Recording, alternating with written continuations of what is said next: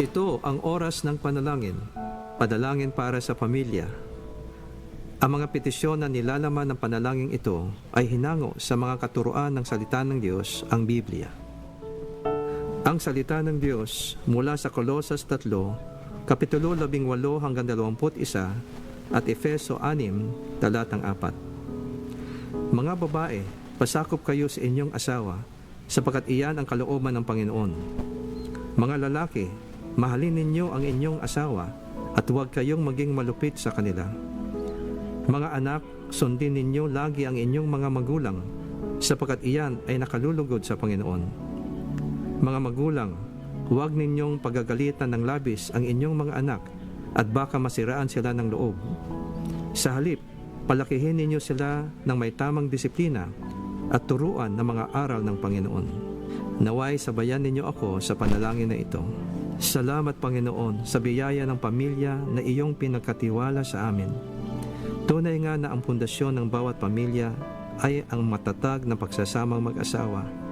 Kaya't aming idinadalangin na sa iyong biyaya at kalakasan, lalong mag-alab at manaig ang pag-ibig, katapatan, paggalang, pagpapasensya at pagkakaisa ng mag-asawa sa isa't isa. Turuan mo na kanilang matuklasan at pansinin ang mga magagandang bagay sa bawat isa, higit pa sa mga kakulangan at kapintasan, maging mapagpatawad at iwasan ang galit at negatibong komunikasyon. Turuan mo sila na lagi magpasalamat sa iyong mga biyaya sa araw-araw at palagiang hanapin ang bawat paraan kung paano sila makapagbibigay ng lakas loob at inspirasyon sa isa't isa. Aming ipinapanalangin na alinsunod sa iyong kautusan, ang mga asawang lalaki ay mahalin ng buo at wagas ang kani-kanilang asawa, gaya ng pag-ibig ni Jesus para sa iglesia. Iyong turuan ang mga asawang lalaki na maging maunawain at pakitunguhan na may paggalang ang kani-kanilang asawang babae upang walang makahadlang sa kanilang mga panalangin. Amin ding idinudulog sa iyo ang mga asawang babae na tulad din ng iyong pinag-utos, sila'y magpasakop at magpakita ng paggalang sa kani-kanilang mga asawa dahil iyong itinalaga na ang lalaki ang ulo ng kanyang asawa. Pagkalooban mo ng banal na takot ang puso ng mga may asawa nang sila ay maging tapat sa kani-kanilang asawa sa habang panahon. Iyo silang ilayo sa lahat ng uri ng tukso na makakapinsala sa kanilang pagsasama at sa kinabukasan ng kanilang mga anak. Pagkalooban mo ng tunay na pagsisisi at pagbabago ang puso ng mga may asawa na nahulog sa tukso o bumali ng kanilang sumpaang banal sa iyo at sa kanilang asawa. Panginoon, aming ipinapanalangin din ang aming mga anak na sila ay iyong protektahan, iligtas sa kapahamakan, pinsala at karamdaman.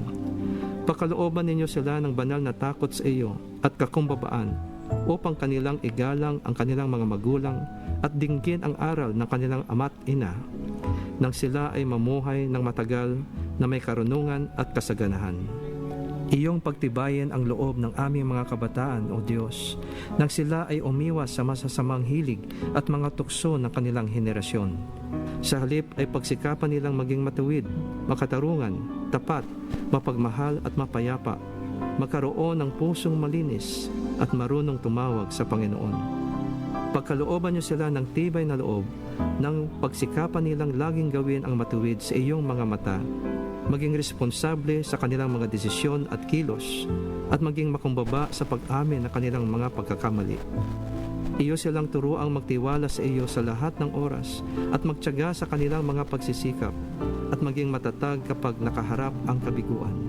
Iyong ipreserba ang iyong layunin para sa kanila at ipahintulot na matupad ito sa kanilang mga buhay upang ang pagpapala mo ay kanilang mapanatili at maipamana sa kanilang mga salinlahi.